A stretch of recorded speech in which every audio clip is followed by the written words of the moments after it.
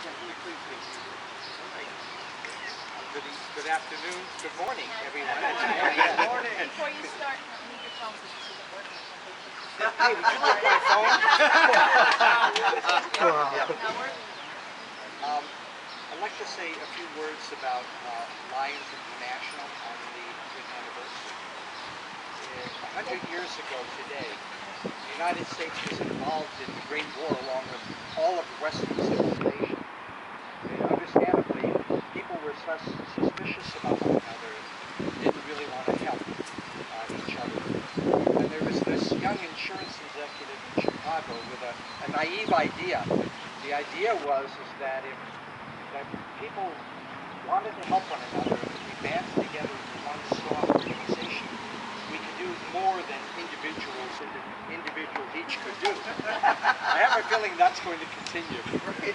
So he started talking to other business groups to see if they could form an association. And to be candid about it, he was told many times that this was not a good idea, that it was nuts, that people didn't want to do it. But he persisted. You know what? He was right. There were people who just wanted to help other people band together, looking for opportunities.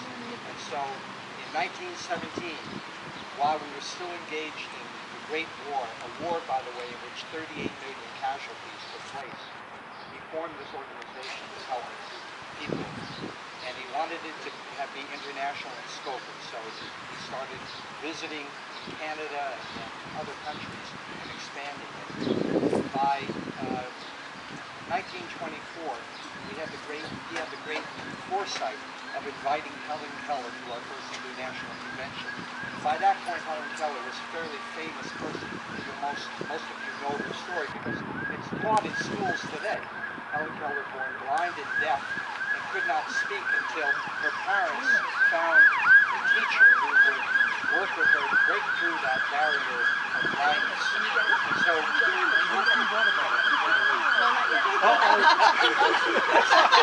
I said now, and you said yeah. Join us. Join us. Come on. That's time. Our first customer. You can be the first. You can be the first.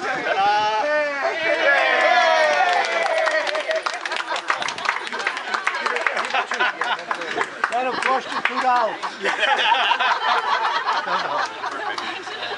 Thank you. Now she's got to sing Thank you. Where's the clock? And so when Helen Keller addressed the first international convention, she challenged us Lions to be the Knights of the Blind. We undertook that. There were a lot of blind people back in the 1920s.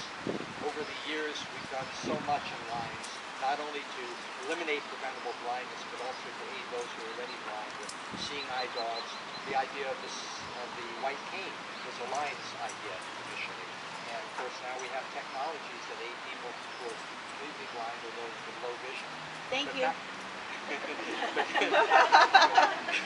But now the Lions have grown to 44,000 clubs in 200 countries with 1.4 million members worldwide. And so our scope, our reach is greater than that, and we have wonderfully reduced the amount of preventable blindness to very low levels in the developed world, and we're still working on developing the developing world to eliminate all the preventable forms of blindness to help those who are rendered blind. But we've done some more now, so much more with disaster prevention and all the other things that Lions are doing now, and we're gaining greater in scope. And since the Lions now are worldwide, the new motto of Lions is where there's a need, there's a lion, because almost literally, wherever there's a need in the world, there's a lion close by. And we've been called upon to be the first responders in many international disasters because of that. So, as we reached the 100th year of Lions, I want to bring to your attention that we have this new model, and in our club, we've done something, pretty exceptional this past year. We've donated more funds and done more good in our community than ever before. And so we should naturally be proud of this, and the fountain of that is the song today, which we're dedicating but more to the point, we should say, hey, we've reached this plateau, let's keep going, because this is only the first 100 years of a great organization that has continued to grow and spread. So let's remember that where there's a need, there's a lion. Let's find those needs and fill them here in our community and around the world. So I wanted to thank the people in the committee that helped make my idea into fruition. Of course, first I want to thank Ron for his many hours advice and pulling the building permit, doing all the technical stuff that made this possible, and all the members of our, I want to call it the ditch digging committee, Lions, Peter Leonars, Nick Benson, line president Nick Bensavengo and his son Nicky, Mike Muddett, George Lesko, Fred Turner, and Kevin Hadlock. Although he didn't dig a ditch, he did help.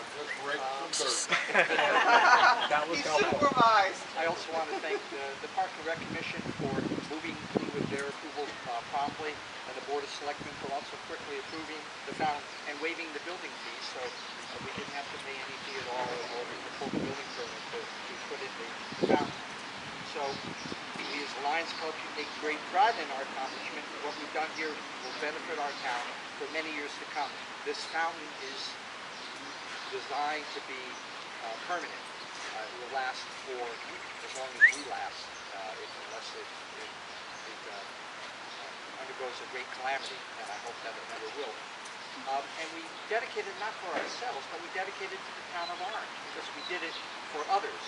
That is the essence of Lions. We don't do these things for ourselves. We do them because pure good, helping others, is what makes the world better. And so my hope is that in this and a million other selfless acts over the next 100 years, that the world can become a better place for Lions.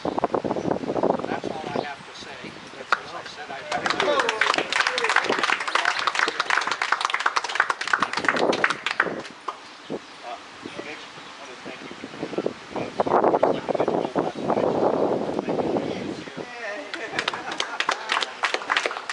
this just exemplifies what the Lions Club here in Orange does for the community as well as Ken just said, around the world.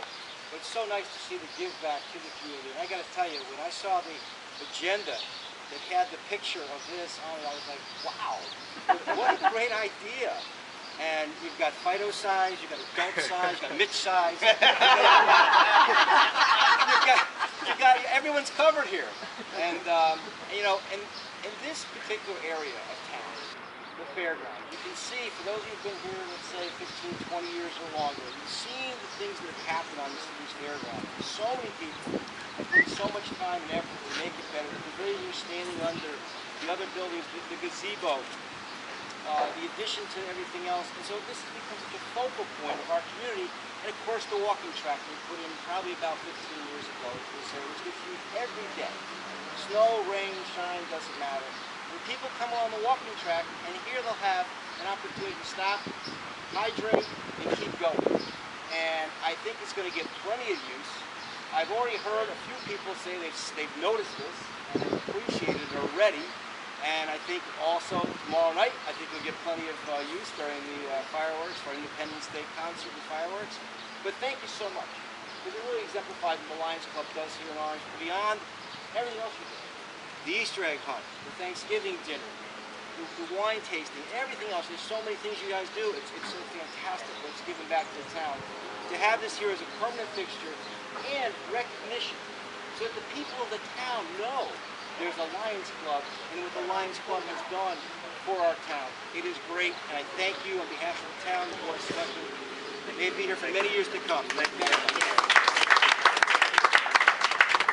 I want to thank all of the Lions in attendance as well, all the Lions in our club, because of you, we raised the funds, when we do the golf shootout, when we do the glow ball, when we do the comedy night, the wine tasting.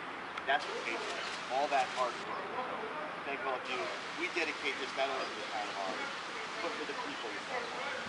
So I thought of a way of christening this. We're not going to take a bottle of champagne and break it. I thought maybe we'd actually test it out. And, Like the ships. It works. Like the ships. Not above you. Beneath you. Below